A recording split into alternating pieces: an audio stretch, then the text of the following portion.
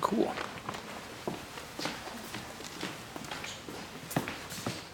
Hello, everyone.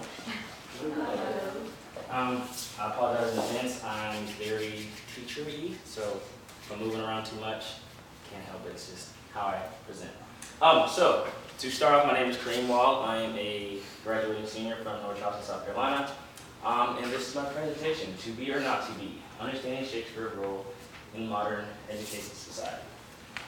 The reason I chose Shakespeare is because upon graduating in this May, I will be moving on to pursue my PhD in English, studying Renaissance literature with a focus, or emphasis rather, on race and culture in Shakespeare studies.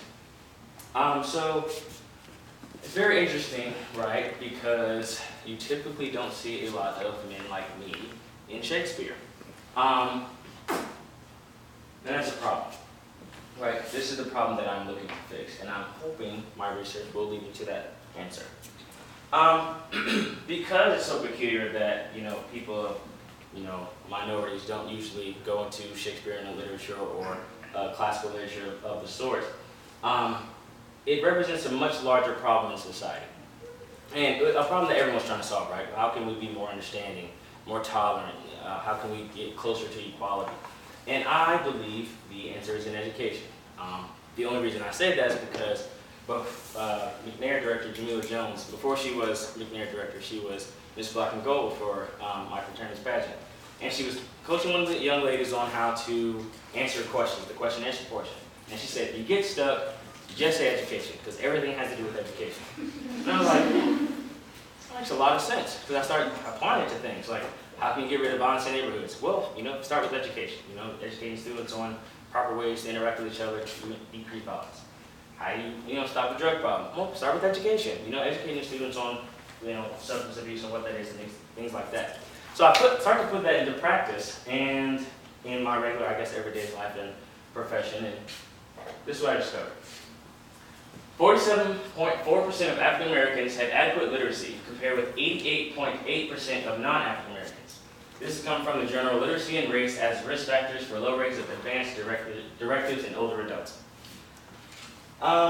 So, to put this, greater into context, African Americans only make up 13%, as of, I think, the 2015 or 16 census, make up 13.2% specifically of this nation's population.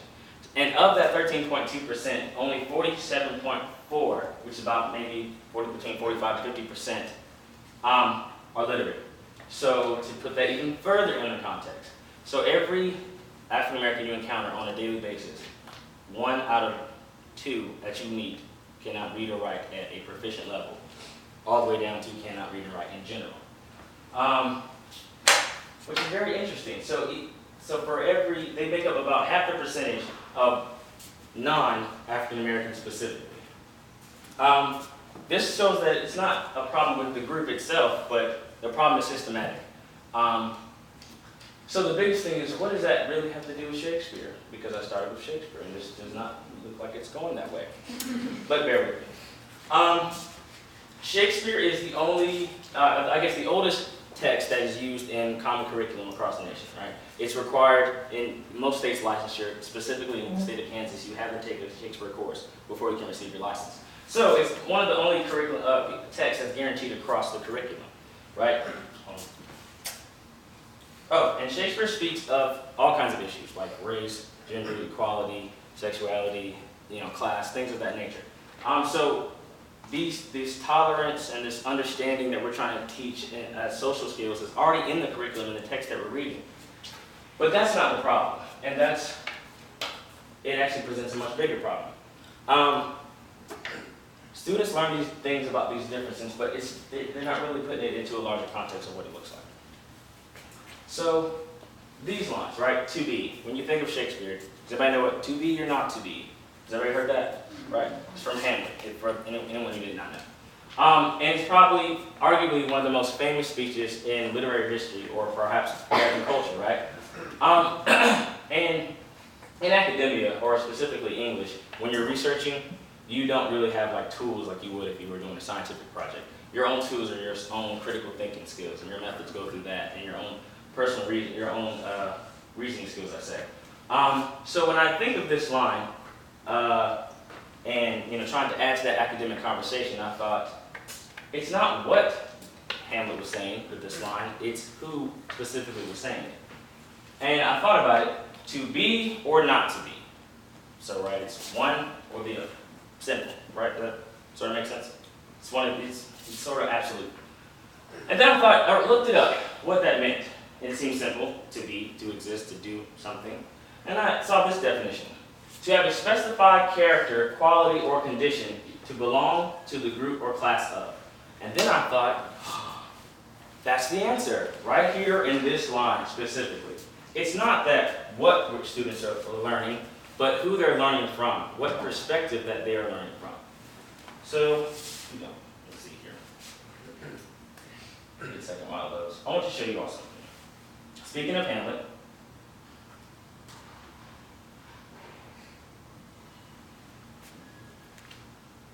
wait, what is it? Oh, one second. Why is it not loading? This is weird. It's really awkward, huh? Alright, well, it's okay. I'll just turn it this way. I know it's really hard to see, but again, folks, bear with me. Can you see these sort of pictures? I'll just click on a few every now and then, right? Wow, that's so weird that it's up there. And it's really confusing. Alright, there. So that's one, and then just scrolling down to another. Do you see like a reoccurring theme here? Right? It's just the same perspective that Hamlet is being told from. It's not until I do work a little magic here that I add Black Hamlet that we start to see some sort of variation, right? But we got fish. We have this, a following North American who, again, holding this famous skull as, a famous scene portrays. But you really still don't see any other perspective. So that's what leads me to believe that in education, the problem is not what they're learning, but the perspective in which they are being taught. I don't look like Hamlet, the image of Hamlet. So when I read Hamlet, it's not really exciting, because it doesn't speak to me as an individual, my experiences. I can't relate. That's my perspective. And to constantly teach a child from that perspective in literature, years and years and years, how can you really ask a child to be interested in literature and reading if none of the stories could look like, his characters look like him, or she, he or she? It makes it very difficult. So it's not that students aren't learning, this group isn't learning specifically, it's that they're not being catered to as far as the curriculum. And the biggest thing that makes that the problem is this here. Excuse me. Lawrence Fishburne was in Oliver Parker's Othello. He played Othello, which is one of Shakespeare's most renowned, major plays that has a prominent African-American or the Moor or Black figure as the lead role. But that's not in curriculum, right? This story has an opportunity to change the way students view themselves and education. And so my goal for this research is to continue to understand and find culture in between the cracks of literature, to find a place for minority students to see themselves in the curriculum and finally be motivated to learn. Because, let's be honest, we all want to be so many different things, but if you don't see yourself in that profession over your time of growth, you just honestly won't think there's a chance for you. And on the reverse of that, just as an example, if you think about sports, NBA, NFL, you constantly see commercials and pushing forward that Black image into that. So naturally, more African Americans want to attain or aspire, rather, to be in these professions, as opposed to, I've never seen a Shakespeare professor that looked like me. So it was really hard to want to encourage me to want to do so. Until I seen this. I finally saw myself in the curriculum or the literature, so I believe there is a place for me. And what I hope my research does is give a place for everyone else. So, excuse me. And in ending, I'd like to thank my mom and dad, because they pumped me up and made me really excited about it. The entire McNair Scholars family, they've been really supportive in this research and as I go and conduct it. Dr. Sherrill, who happened to join me, my mentor professor, she helped me along the whole grad school process and this writing process. And Dr. Kennedy and Dr. Lynn couldn't join me, but are huge in my English influence. And I also would like to thank you all for taking the time to listen.